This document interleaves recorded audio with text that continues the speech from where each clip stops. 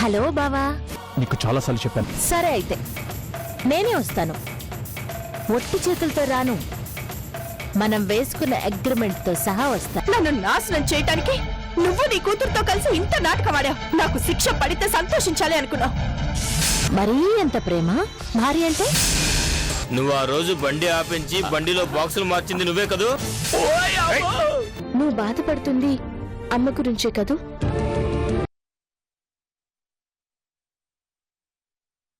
ఒక్కసారిగా పిల్లలందరూ అలా అయిపోయేసరికి నా కాళ్ళు చేతులు ఆడలేదు. ఎవరిని ఏమనాలో తెలియలేదు. ఆవేశం వచ్చినప్పుడే మనిషి వివేకం కోల్పోతాడు అని నిజంగానే నేను వివేకం కోల్పోయాను. అందుకే జయంతిని అలా చాలా మాటలనేశాను. అటు రాజా ఇటు కృష్ణ ఎంతమంది ఎన్ని రకాలుగా చెప్పినా నా కోపం చల్లారలేదు.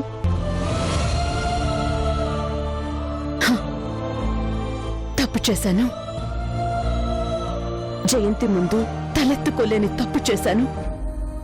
అలా ఎందుకు అనుకుంటారు పెద్దమ్మా? నువ్వు తప్పు చేయలేదు, పొరపాటు పడ్డావంతే. తప్పుకి క్షమాపణ దొరకదేమో కాని పొరపాటుని ఎవరైనా క్షమిస్తారు. నువ్వు వెళ్ళి అమ్మను ఒక్కసారి కలిసి మాట్లాడు. ఇలా పొరపాటు అయ్యింది జయంతి అని ఒక మాటను, తను వెంటనే కరిగిపోతుంది. నాకు వెళ్లాలనే ఉంది చందు, కానీ తనకి మొహం చూపించలేకపోతున్నాను. ఏంటి పెద్దమ్మా, నువ్వు ఇలా ఆలోచిస్తే ఎలా చెప్పు? అమ్మకి నువ్వంటే చాలా ఇష్టం. నువ్వు వెళ్ళి ఒక్కసారి అలా కనిపించు. అమ్మ అన్నీ మర్చిపోయి నిన్ను పిలవకపోతే అప్పుడను. అవునమ్మా, జయంతి చాలా మంచి మనిషి. మీరంటే అభిమానం కూడాను. ఒకసారి వెళ్ళి మాట్లాడి రండి. ఆవిడకి మాత్రం ఎవరున్నారమ్మా? నా మాట విని వెళ్ళు పెద్దమ్మా.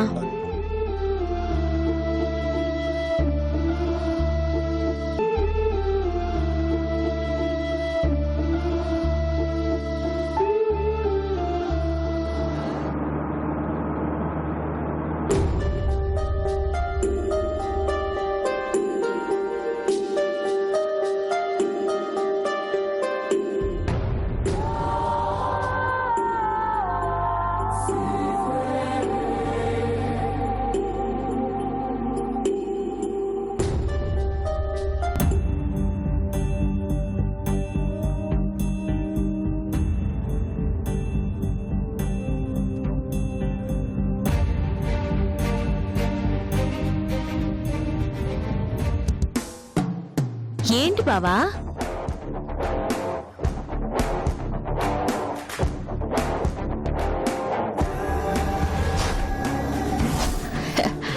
ఇంటి దాకా వచ్చి పలకరించకుండానే వెళ్ళిపోతున్నావు? నాకోసమే కదా వచ్చింది. మరి నన్ను కలవకుండా, నాతో మాట్లాడకుండా ఇలా వచ్చి అలా వెళ్ళిపోతున్నావెందుకు? నేను వచ్చేసరికి ఎవరూ కనిపించలేదు, అందుకే. లేకపోతే పిలవాల్సింది. హే, నా పేరు ప్రేమగా నీ నోటి నుంచి వస్తే వినాలని ఆశగా ఉంది బావా. ఏది ఒక్కసారి ప్రేమగా భార్గవి అని పిలు. ఎందుకు రమ్మని ఫోన్ చేశావో చెప్తావా? నువ్వు మరీ ముక్కుసూటి మనిషివి కదా బావా. ఇప్పటికైనా అర్థమైనందుకు చాలా థ్యాంక్స్. అర్థమైందిగా, మ్యాటర్ ఏంటో చెప్పు.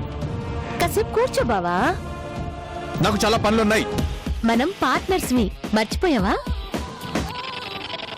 మరీ ముక్కు మొహం తెలియని వాళ్లతో మాట్లాడినట్టు అలా కట్టి కొట్టి తెచ్చి అన్నట్టు మాట్లాడతావేంటి బావా? చూడు, మన మధ్య ఉన్నది వ్యాపార సంబంధం మాత్రమే. బిజినెస్ విషయాలు నేను ఇలానే మాట్లాడతాను. లేదని నేను అనలేదే. అక్కడికి నేనేదో అంతకు మించిన సంబంధం ఏదో ఉందన్నట్టు అలా ఫీల్ అవుతావెందుకు? ఏ మరో సంబంధం కావాలని ఆశగా ఉందా? అసలేం మాట్లాడుతున్నావు? బావవి కదా, సరదాగా ఆట పట్టిస్తున్నానులే. నీకు 100 సార్లు చెప్పాను నన్ను బాబా బాబా అని పిలవద్దు అని. నువ్వొద్దు అని తెంపేసుకుంటే తెగిపోయే బంధమా బావా మంది? ఒక్కసారి ఆలోచించు. నిన్ను పేరు పెట్టి పిలవాలి అంటే నాకేదోలా ఉంది బావా. అసలు ఇంతకీ ఎందుకు పిలిపించావు? అదే మన సంబంధం గురించి ఓసారి గుర్తు చేద్దామని. What you mean? I mean మన రిలేషన్ గురించి మాట్లాడదాము అని. మన మధ్యన సివిల్ కాంట్రాక్ట్స్ కి సంబంధించిన రిలేషన్ మాత్రమే ఉంది. కాదని నేను అనలేదే. అనవసరంగా నువ్వే ఏదేదో ఊహించుకుంటున్నావు. పోనీ ఆ ఊహని నిజం చేద్దామా ఏంటి? అప్పుడు మన సివిల్ కాంట్రాక్ట్ కాస్త క్రిమినల్ కాంట్రాక్ట్ అవుతుంది. ఏమంటావ్? నీ భార్యని మోసం చేసి నాతో ఆ రిలేషన్లో ఉంటే అది క్రిమినల్ కాంట్రాక్టే కదా బావా? Shut up! ఇలాంటి తలతిక్క వాగుడంటే నాకు నచ్చదు. నాకు అసలు నీతో కలిసి వర్క్ చేయడమే ఇష్టం లేదు. వెంటనే మన అగ్రిమెంట్ ని క్యాన్సిల్ చేయి. అదంత తేలిక కాదు బావా. నేను కూడా ఒప్పుకోవాలి కదా. కాదు కూడదు అని మరీ చిన్న పిల్లల్లాగా మారం చేశావనుకో, మన మధ్య ఉన్న అగ్రిమెంట్ తీసుకుని వెళ్ళి మా సిస్టర్ చందుకి చూపిస్తాను.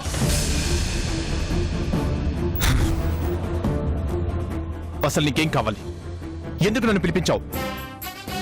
ఇది పద్ధతి. అంతేగాని పదే పదే అగ్రిమెంట్ క్యాన్సిల్ చేస్తాను అంటే మరి నా కోపం రాదా?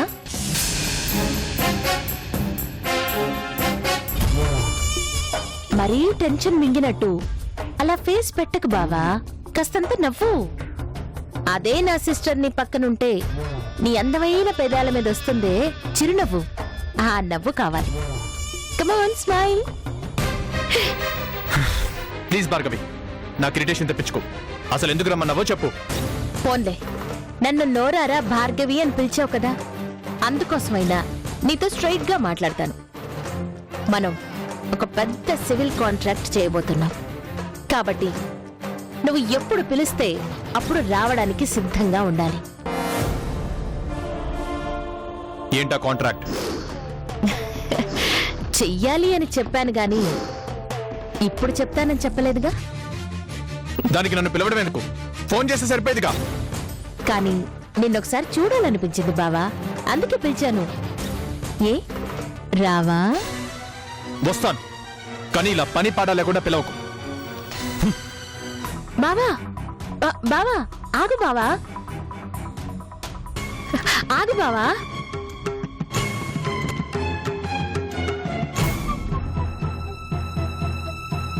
ఫోన్ చేస్తే వెంటనే లిఫ్ట్ చేయి బావా. లేదంటే రెండో రింగ్ కి ఫోన్ తీయకపోతే మూడో రింగ్ కల్లా నేనే నీ ముందుంటాను.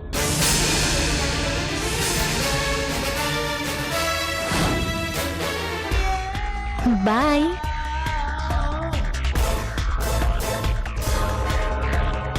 బాయ్.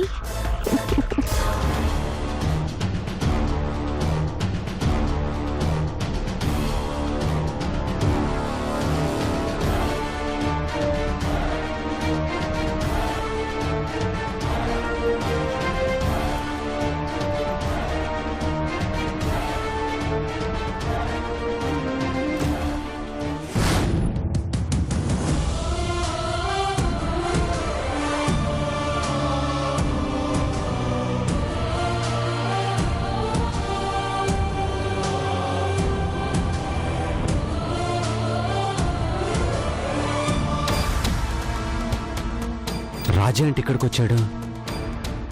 ఏం జరుగుతుంది?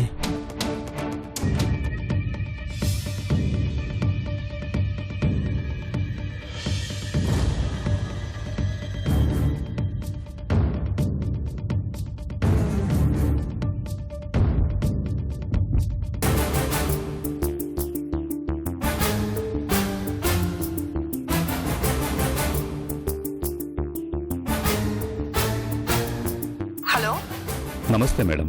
ఇన్వెస్టిగేషన్ ఎంతవరకు వచ్చింది సార్? ఇన్వెస్టిగేషన్ జరుగుతూనే ఉంది మేడం.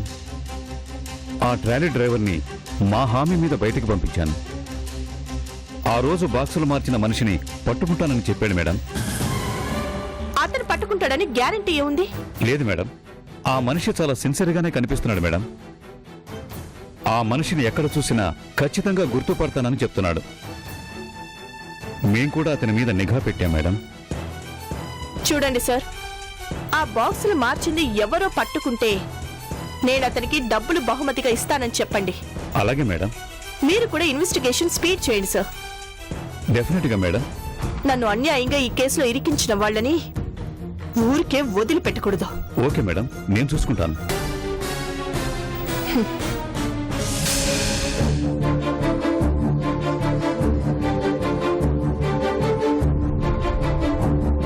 అక్క,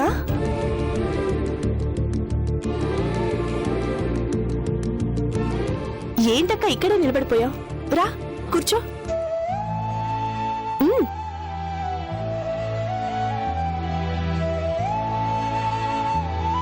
జయంతి, నన్ను ఇంకా అక్క అని ఎలా పిలవగలుగుతున్నావు? అవే మాటలక్క. నీ విషయంలో చాలా దుర్మార్గంగా ప్రవర్తించాను. నాకే పాపం తెలీదు అని నువ్వెంతగా చెప్పినా వినకుండా చాలా మాటలు అనేశాను. నీకు వ్యతిరేకంగా కోర్టులో సాక్ష్యం కూడా చెప్పాను. ఏ పాపం తెలియని నిన్ను హంతకురాలు అని నిందలు వేసి చాలా మాటలు అనేశాను. ఇందులో నీ తప్పేం లేదులే అక్క. బిడ్డ చనిపోయిందనే బాధలో నువ్వలా మాట్లాడవే కాని నువ్వేం కావాలని నన్ను అనలేదుగా. ఏదైనా నేను చేసింది తప్పే కదమ్మా. కొంచెమైనా నీ గురించి ఆలోచించుండాల్సింది. జయంతి ఇలా ఎందుకు చేస్తుంది అని ఆలోచించుంటే అసలంత దూరం వెళ్లేదాన్నే కాదు.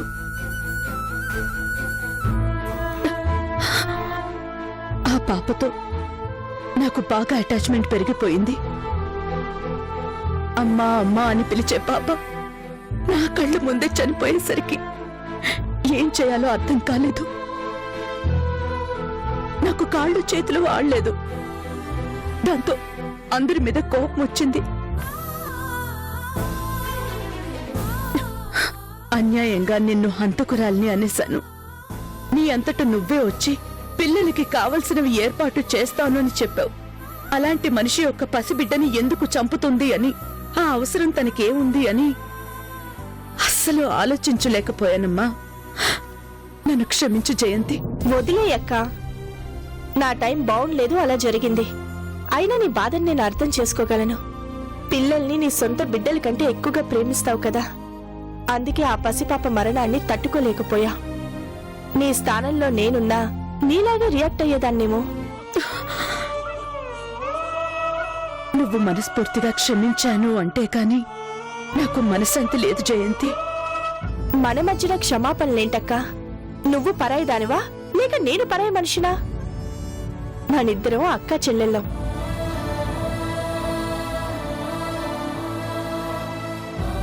పెద్దదానిగా నువ్వు నన్ను ఒక మాట అనొచ్చు, నేను పడొచ్చు.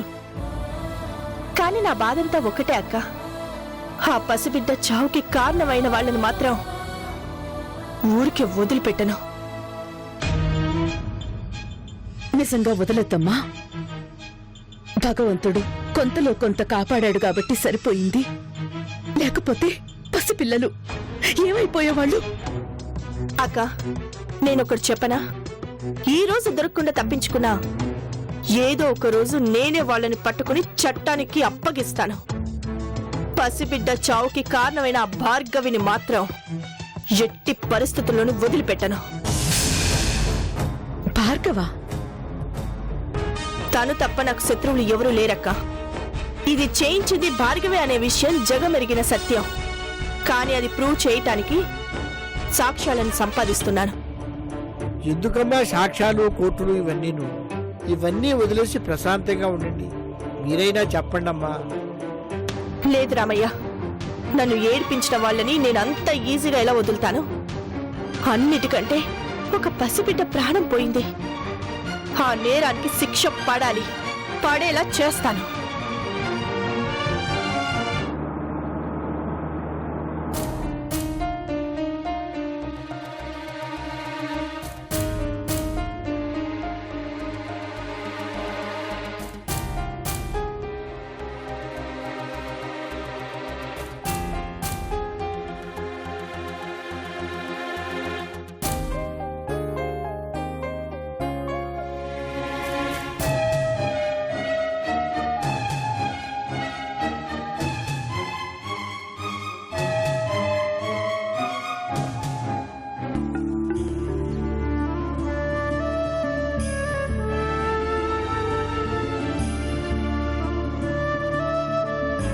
వచ్చారా?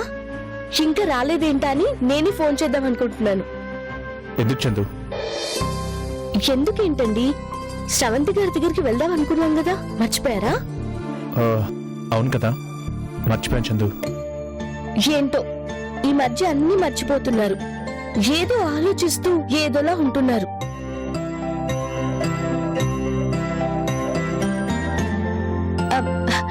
అన్నట్లు మీకు విషయం తెలుసా?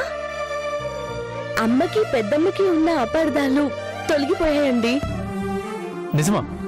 ఎలా? ఎలా ఏముంది, జయంతమ్మని నిర్దోషని కోర్టు తేల్చింది కదా. ఆ పసిపాప చనిపోవడానికి కారణం బాక్సులు మార్చడం అని మీరు నిరూపించారు. ఇక అమ్మ ఏ తప్పు చేయలేదని పెద్దమ్మకి తెలిసిపోయింది. అందుకే తనంతటి తానే వెళ్లి జయంతమ్మని కలిసి మాట్లాడింది. తన అపార్థం చేసుకున్నందుకు క్షమించమని అడిగేసింది. దీనంతటికీ కారణం ఆ భార్గవి అని అమ్మ చెప్తుందండి. నాకు తెలిసి ఖచ్చితంగా ఇది భార్గవి పనే అయ్యుంటుంది. దీని వెనుక డాడీ హస్తం కూడా ఉండుంటుంది. ఇందులో మీ డాడీకి ఏం సంబంధం? ఎందుకు మధ్యలో ఆయన అంటావు? ఎందుకుండదండి? నా కూతురు అంటూ అందరినీ వదిలేసి దాని పక్కన చేరారు కదా, ఆయన ఇలాంటి సలహా ఏదో ఇచ్చుంటారు. తప్పు చందు. ఎవరినైనా ఆధారాలు లేకుండా ఊహించుకొని మాట్లాడకూడదు. మీ డాడీ ఎవరికైనా మంచి చేసే మనిషే కానీ చెడు చేసే వ్యక్తి కాదు. ఇది చేసింది భార్గవియే అని ఆధారాలు లేనప్పుడు అనడం అనవసరం. ఊరికనే ఏవేవో అనుకొని మనసుని పాడు చేసుకోవడం తప్పు. ఎవరు తప్పు చేశారో, ఎవరు ఎలాంటి వాళ్ళు తేల్చడానికి కోర్టులున్నాయి, శిక్షించడానికి చట్టాలున్నాయి. ఏంటి మీరు భార్గవిని వెనకేసుకొని వస్తున్నారు?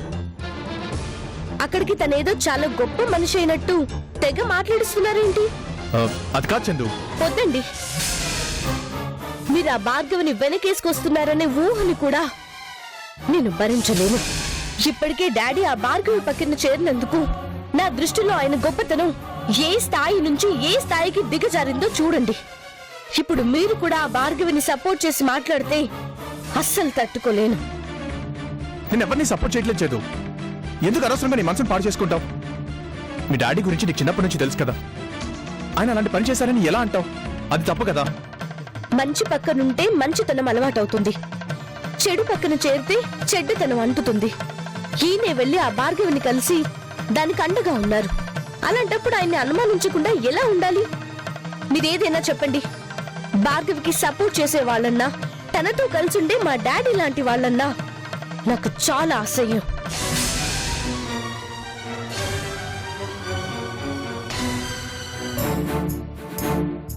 సర్లే, ఆ టాపిక్ వదిలేసాయి. శ్రవంతి గారి దగ్గరికి వెళ్ళాలన్నావుగా, ముందు ఫోన్ చేసి అపాయింట్మెంట్ తీసుకో. ముందు నాకు కొంచెం తలనొప్పిగా ఉంది, కాఫీ ఇస్తావా? ఆ భార్గవి గురించి మాట్లాడితే ఎవరికైనా తలనొప్పి వస్తుంది. భార్గవితో కలిసి ఉంటున్నందుకే అంకుల్ని ఇంతగా ద్వేషిస్తుంది. అదే నేను తనతో బిజినెస్ చేస్తున్నానని తెలిస్తే ఏం జరుగుతుందో.